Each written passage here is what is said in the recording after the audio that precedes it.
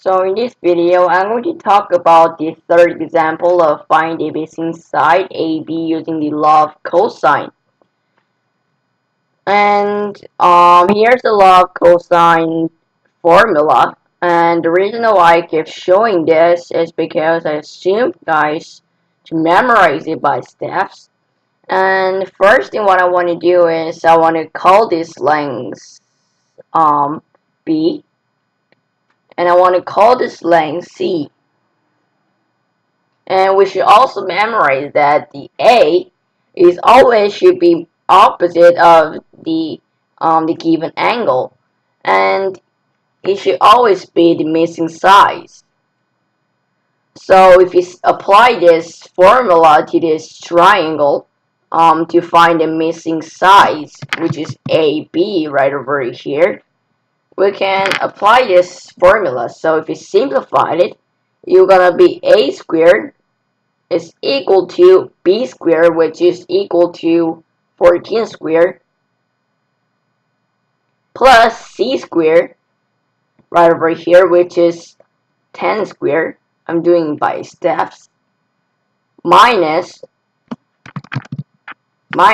2 times B, which is 14, times C right over here, which is 10, times cosine of theta, which is right over here, 55 degrees.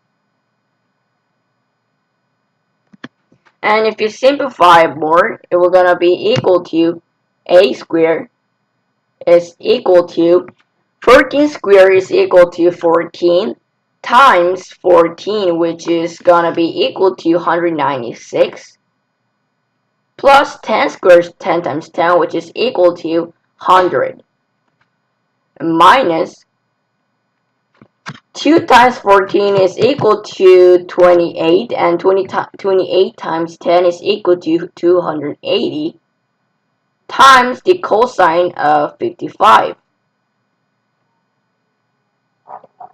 And we can simplify this expression into 296 right over here.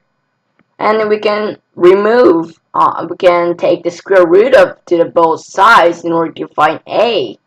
And if we do it, you're going to be equal to A is equal to square root of all of the expression on the right side, which is going to be 296 minus, in the same color as I did it up step, minus 280 times cosine of 55 degrees.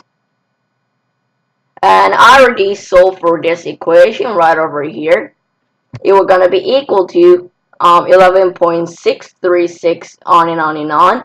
And if we, let's just round this answer nearest hundredths place.